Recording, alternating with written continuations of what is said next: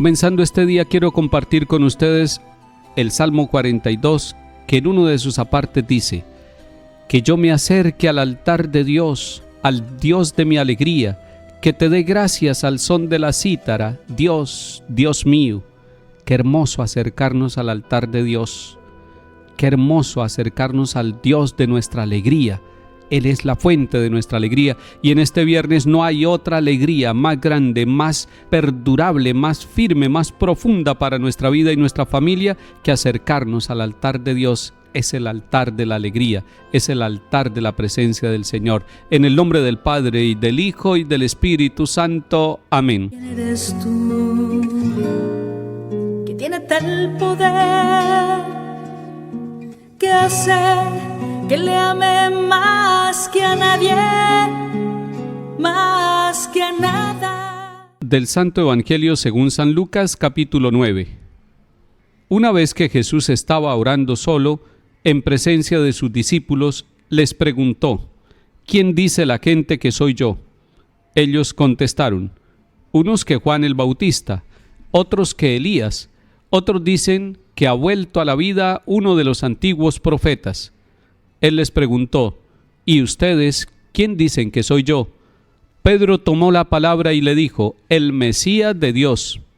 Él les prohibió terminantemente decírselo a nadie y añadió: el Hijo del Hombre tiene que padecer mucho, ser desechado por los ancianos, sumos sacerdotes y escribas, ser ejecutado y resucitar al tercer día. Palabra del Señor. Gloria a ti, Señor Jesús. ¿Quién se apodera de mi rostro? ¿Quién canta con mi voz? Queridos hermanos, antes de entrar en la reflexión de Lucas 9 que hemos escuchado, quiero volver al Salmo 42 con el cual iniciamos nuestro saludo en este día. Dice ese salmo: que yo me acerque al altar de Dios, al Dios de mi alegría. Usted hoy se va a acercar al altar de Dios. En su casa hay un altar, el altar de su familia. En su lugar de trabajo hay un altar, el altar de su trabajo. Ofrézcale en el altar de su familia, todos los que están en casa, ofrézcale los problemas, las dificultades en ese altar. Y en el altar de su trabajo, ponga todo su servicio, toda su sabiduría, todo su conocimiento, porque tanto en casa como en trabajo, allí hay un altar para elevar nuestra oración a Dios, al Dios de mi alegría. Qué bonita definición, el Dios de mi alegría. ¿Dios es el Dios de su alegría? ¿La alegría suya viene de Dios? Perdónenme, pero yo siempre que llega el fin de semana quiero pensar en qué clase de alegría tenemos nosotros. Y aquí está diciendo el Salmo 42, el Dios de mi alegría. ¿Usted sí tiene alegría? ¿Usted sí administra bien su alegría? ¿Usted trata con alegría a las demás personas?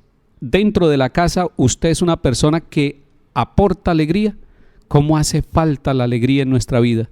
¿Cómo hace falta la alegría en medio de los problemas? En medio de la guerra y de la violencia hace falta la alegría, y por eso el Papa Francisco nos está diciendo: es necesario vivir la alegría del Evangelio. Pero aquí el Salmo 42 está diciendo: el Dios de mi alegría, el Dios de su alegría, el Dios de la alegría de la humanidad. O sea, Dios es la fuente de la verdadera y de la profunda alegría.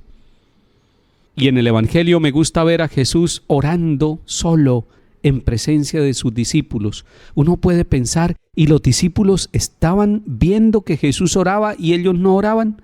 A Jesús le gustaba orar en silencio, hablarle al Padre. Estaba hablándole al Padre, estaba orando solo, y en medio de la oración le pregunta a sus discípulos: ¿quién dice la gente que soy yo? Y es una pregunta interesante. Y cuando usted está orando, Jesús también le pregunta: ¿quién dice la gente que soy yo? Y cuando usted hace oración en silencio, Dios le hace preguntas a su corazón. Santa Teresa de Ávila recomendaba muchísimo que oráramos en silencio. A nosotros a veces nos gusta orar cantando y aplaudiendo, y eso es bueno, porque es la alegría expresada. Pero también hace falta la oración en silencio, la oración donde no hay ninguna palabra, donde hay un lenguaje, una comunicación de corazón a corazón. Santa Teresa de Ávila decía que esa oración mental, esa oración silenciosa que puede durar 5 minutos, que puede durar 10 minutos, que puede ser que se le pase el tiempo ahí en el silencio, hablando con Dios, escuchándolo a Él y contándole su vida, esa oración sí transforma la vida de una persona. Esa oración sí cambia los comportamientos. No descuide nunca la oración silenciosa, porque Jesús lo está haciendo. Está en silencio, orando solo, y allí en el silencio luego brota una pregunta para sus discípulos. Ya les había hecho la pregunta: ¿quién dice la gente que soy yo? Pero aquí va la pregunta más profunda y más personal: ¿y ustedes quién dice que soy yo? Si usted un día está en oración y el Señor le pregunta: querido amigo, querida amiga, ¿quién soy yo para usted? ¿Usted está dispuesto a responderle como Pedro? Pedro le respondió, tomó la palabra y dijo: tú eres el Mesías de Dios. ¿Qué significa la palabra Mesías? Ungido.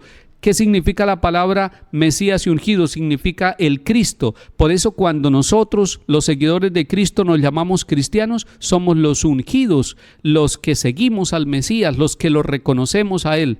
Bienaventurado Pedro, que tomó la palabra en nombre de la iglesia, en nombre de la humanidad, y que le brotó del corazón: tú eres el ungido, tú eres el Mesías, tú eres el Cristo. Qué bueno que nosotros también nos hiciéramos la pregunta ya en el silencio de nuestro corazón: ¿quién es Jesús para mí?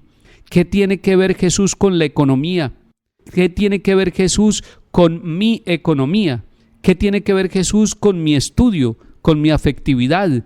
¿Qué tiene que ver Jesús con mi familia? ¿Cuál es el puesto que ocupa Jesús en mi familia? Y cuando estoy en vacaciones y cuando estoy trabajando, ¿qué puesto ocupa Jesús en mi vida? ¿Y ustedes quién dicen que soy yo? Qué buena pregunta para que hoy viernes nos preguntemos: ¿quién es Jesús en mi vida? Y en este sábado y en este domingo que se acerca, ¿qué puesto va a ocupar Jesús en mi vida y en mi familia? Ojalá que usted le pueda responder como Pedro: tú eres el Mesías. Señor, tú eres el ungido, tú unges mi vida con el Espíritu Santo. Yo necesito tu unción, Señor, y mi familia necesita tu unción. No podemos resecarnos como una piedra. Queremos estar empapados de ti, queremos brillar contigo, Señor Jesús. Queremos pensar contigo, queremos descansar contigo, queremos celebrar fiesta contigo. Tú eres la fuente de nuestra alegría y de nuestro gozo.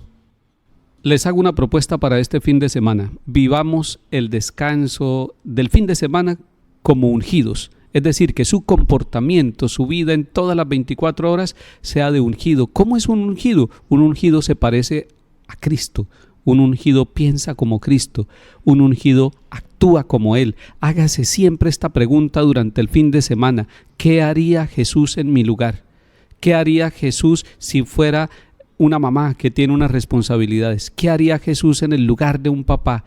¿Qué haría Jesús en el lugar de mi trabajo, en el lugar de mi familia? ¿Qué haría Jesús en mi lugar? Compórtese así, como un ungido, compórtese como Cristo. Y lo invitamos a la Eucaristía el próximo domingo para que usted crezca en su amistad y se parezca cada día más en su forma de ser al ungido, a Cristo Jesús el Señor.